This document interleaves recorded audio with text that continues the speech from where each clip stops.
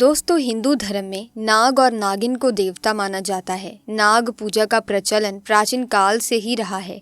हिंदू पौराणिक ग्रंथों, किस्सों, कहानियों आदि में कई तरह के नागों के बारे में उल्लेख मिलता है। इच्छाधारी नागिन के पास नागमणि होती है। नागमणि का रहस्य आज भी उलझा हुआ है। इसी तरह की महत्वपूर्ण और ज्ञानवर्धक जानकारी प्राप्त करने के लिए हमारे चैनल समृद्धि को सब्सक्राइब करें और बेल आइकन को प्रेस करें ताकि नई वीडियोस की अपडेट आपको सबसे पहले मिल सके। पौराणिक लोक कथाओं के अनुसार नाग के पास एक मणि होती है जिसे नागमणि कहा जाता है। ये कोई साधारण मणि नहीं होती, इसमें कई प्रकार की दिव्य शक्तियां होती हैं। अगर नाग को मार दिया तो उसे आग में जला देना चाहिए, नहीं तो नागिन नाग की आंखों में मारने वाले की तस्वीर देखकर बदला लेती है।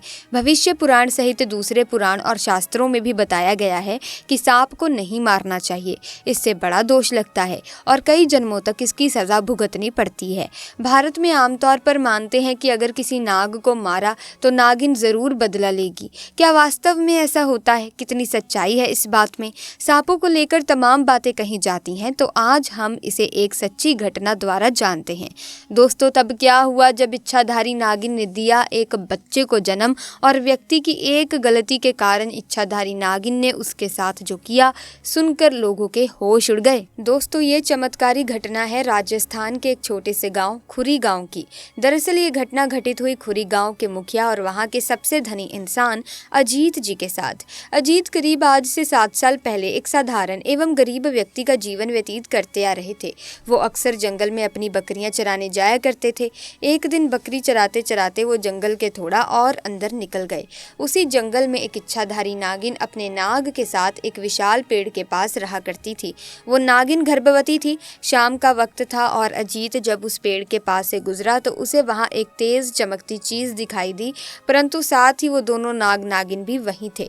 उन्हें देख वो थोड़ा सा डर गया और तुरंत ही वहां से जल्दी से घर की ओर भागा। अजीत इतना घबराया हुआ था कि उस समय तो उसने पीछे मुड़कर तक नहीं देखा, परंतु उस रात उसके ध्यान में वो चीज जो चमक रही थी वो बार बार आ रही थी। वो इतना तो समझ ही गया था कि वो हो ना हो बहुत ही मूल्यवान चीज थी और अगर वो मुझे मिल गई तो मैं भी धनवान हो जाऊंगा। परंतु सबसे बड़ी मुसीबत थी वो दोनों नाग नागिन। अगले दिन वो वापस जंगल उसी पेड़ वाले स्थान पर गया और कुछ दूर खड़े रहकर छिपकर उस पेड़ के पास रह रहे नाग नागिन को देखने लगा। कुछ देर देखने के बाद उसने ध्यान दिया कि नागिन तो गर्भवती है। वो उस रात घर आकर सोचने लगा कि ये अच्छा मौका होगा जब नागिन अपने बच्चे को जन्म देगी, तभी वो नागमणि चोरी कर लेगा, क्योंकि उस समय नागिन कमजोर होगी, बस नाग को मारना होगा। दोस्तों, कहते हैं कि अगर किसी नाग के मुंह की तरफ गोबर मार दिया जाए तो वो अपना होश खो बैठता है। अब अजीत हर रोज गोबर लेकर उस विशाल पेड़ के पास छुपकर सही मौके का इंतजार करने लगा। एक दिन वो मौका भी आया जब नागिन अपने बच्चे को जन्म देने वाली थी। तभी चुपके से अजीत ने नाग के मुंह पर तेजी से गोबर मारा और फिर एक बड़े पत्थर से नाग को मार डाला। फिर उसने नागिन और उसके बच्चे को भी मार डाला और उस मणि को उठाकर जल्दी से घर की तरफ निकल पड़ा। परंतु उधर नागिन किसी तरह बच गई थी और बस बेहोश पड़ी थी। जब नागिन को होश आया और उसने अपने बच्चे और पति को मरा देखा तो उसके दुख दर्द का ठिकाना नहीं रहा। वो उस समय गुस्से से पागल हुए जा रही थी और उसने अजीत से बदला लेने की ठानी, परंतु मणि चली जाने के कारण वो अपनी शक्तियों का प्रयोग नहीं कर सकती थी, परंतु अभी भी वो अपना रूप तो बदल ही सकती थी। इधर अजीत को जैसे ही मणि मिली उसका पूरा जीवन ही परिवर्तित हो गया। उसकी फसल इस बार काफी अच्छी हुई और काफी महंगे भाव में भी बिकी। उसकी तो जैसे मानो लॉटरी लग गई हो, क्योंकि जो भी वो धंधा कर रहा था उसे हर जगह से लाभ मिल रहा था और अजीत को पता था कि ये सब उस चमत्कारी नागमणि का ही कमाल है। गांव में हर जगह उसका नाम था। अजीत के इस रुतबे को देख एक अच्छा रिश्ता अजीत के लिए उसके पास ही के गांव से आया और सुनीता नाम की एक सुंदर स्त्री से उसका विवाह संपन्न हुआ। सुनीता अपने पति अजीत को बहुत प्यार करती थी और बहुत इज्जत देती थी। दोनों एक दूसरे का कदम कदम पर साथ निभाते। उनकी जोड़ी गांव में मिसाल बन चुकी थी। उधर नागिन भी एक पुरुष का रूप धारण कर कुणाल नाम से अजीत के यहाँ उसका मुंशी बन गया और अजीत का विश्वास जीतने लगा। अजीत भी कुणाल के व्यवहार और वफादारी को देख उसे अपने भाई समान ही मानने लगा।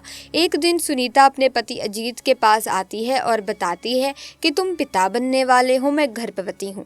ये सुन अजीत की खुशी का ठिकाना नहीं रहा। उस दिन वो खुद अपने मुंशी कुणाल के पास गया और बोला कि देखो कुणाल, मेरा कोई भाई नहीं है, परंतु जब से तुम्हारा साथ मिला है तुम मेरे सगे भाई से भी कहीं अधिक बन चुके हो। आज मैं बहुत खुश हूँ, इसीलिए आज मैं अपनी पत्नी और तुम्हें एक खास जगह ले जाना चाहता हूँ, क्योंकि मेरा इस दुनिया में तुम लोगों के सिवा कोई नहीं है। और वो अपनी पत्नी और कुणाल को कार में बैठाकर गांव के कोने में ले जाकर कार एक छोटी सी कुटिया के सामने रोकता है और बताता है कि जब वो छोटा था तब इसी कुटिया में उसकी माँ की जान उसे जन्म देते ही चली गई थी। उसके पिता तो पहले ही गुजर चुके थे। तब एक बूढ़े बाबा ने उसकी माँ को वहीं दफना दिया था और अजीत को उसी बूढ़े बाबा ने पाला था। अजीत बताता है कि जब भी उसके साथ कोई बुरी घटना होती है या वो दुखी होता है तो बस वो इसी कुटिया के पास चला आता है। यहाँ उसे एक अनोखे सुकून का एहसास होता है। अजीत आगे बताता है कि आज तुम दोनों को मैं इसीलिए यहाँ लाया हूँ क्योंकि तुम दोनों अब मेरी ज़िंदगी का एक अहम हिस्सा बन चुके हो। दोस्तों, ये सुन सभी की आंखों में पानी भर आता है।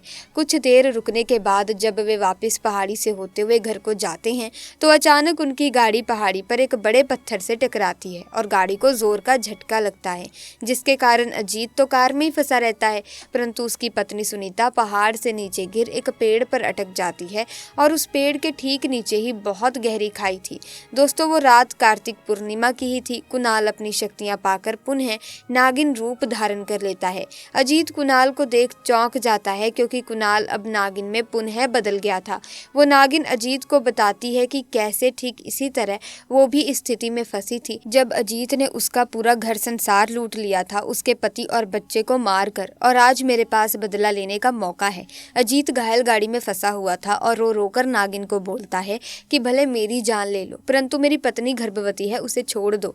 परंतु तभी उस नागिन को अपनी वही स्थिति याद आती है कि क्या होता है जब कोई अपना छिन जाता है। ये जिंदगी का सबसे बड़ा दुख होता है। नागिन ने अजीत का उसकी पत्नी के प्रति सच्चा प्यार देख उसे माफ कर दिया और उसकी पत्नी को पेड़ से निकाल बचा लिया तथा दोनों को हॉस्पिटल छोड़ खुद वापस जंगल में उसी विशाल पेड़ के पास चली गई। जब अजीत हॉस्पिटल से स्वस्थ होकर अपनी पत्नी के साथ घर वापस लौटा तो उसे अपनी गलती का एहसास हुआ और उसने जाना कि उसने कितनी बड़ी गलती करी है। वो नागमणि को लेकर उसी विशाल पेड़ के पास गया और उस पेड़ के पास उस नागमणि को रख फूट फूट कर रोने लगा और शाम को घर वापस आ गया। दोस्तों, कभी कभी इंसान लालच में इतनी बड़ी गलती कर बैठता है कि फिर वो उस गलती को कभी ठीक कर नहीं सकता और बस अंत में पछतावा ही रह जाता है। सांप को मारने के संबंध में अक्सर कई लोग कहने लगते हैं कि मत मारो, इन्हें भगा दो या जाने दो। दरअसल इसके पीछे भारतीय अध्यात्म और दर्शन का ज्ञान छुपा है। भारतीय दर्शन में कहा गया है कि जीने का हक सभी को है, इसीलिए किसी जीव की हत्या नहीं करनी चाहिए। लेकिन ज्योतिष इससे एक कदम और आगे जाकर इसकी व्याख्या करता है। ज्योतिष शास्त्र के अनुसार सर्प को मारने से सर्पदोष और पितृदोष लगता है। इन दोषों की वजह से जीवन में कई तरह की परेशानियां, कार्यों में बाधा और संतान संबंधी विषयों में कष्ट मिलता है। बहुत से लोगों की जन्मपत्री में काल सर्प, सर्पदोष और पितृदोष होने की स्थिति में यही कारण बताया जाता है। तो ऐसे में दोस्तों, आज की वीडियो में बस इतना ही। अगर आप भी भोले बाबा के भक्त हैं तो आप कमेंट सेक्शन में हर हर महादेव ज़रूर लिखें और साथ ही इस वीडियो को लाइक और शेयर करें। दोस्तों, भगवान भोलेनाथ की कृपा आप पर सदैव बनी रहेगी, आपके परिवार पर बनी रहेगी। साथ ही अगर आप इसी तरह की वीडियोस की अपडेट पाना चाहते हैं, ऐसी वीडियोस और देखना चाहते हैं, तो आप अभी के अभी हमारे चैनल को सब्सक्राइब करके बेल आइकन को प्रेस कीजिए ताकि नए वीडियोस की अपडेट आपको मिलती रहे। आपका बहुत बहुत धन्यवाद।